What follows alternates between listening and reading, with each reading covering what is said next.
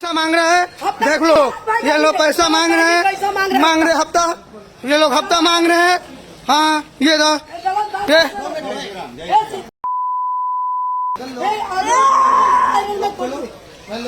ये भी पैसा मांगने आया, 2 करोड़ मांग रहा था।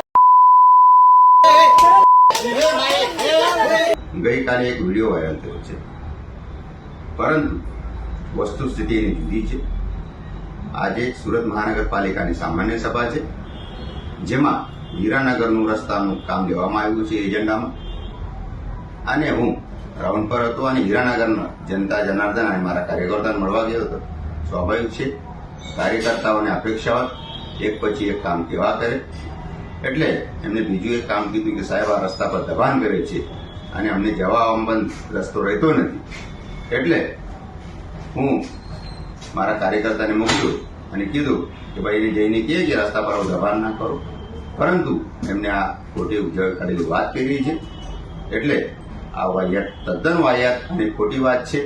મેં મારા વિડીયો સાથે એજન્ડાની કોપી પણ આપી છે। ભારત માતા કી જય, જય શ્રી રામ।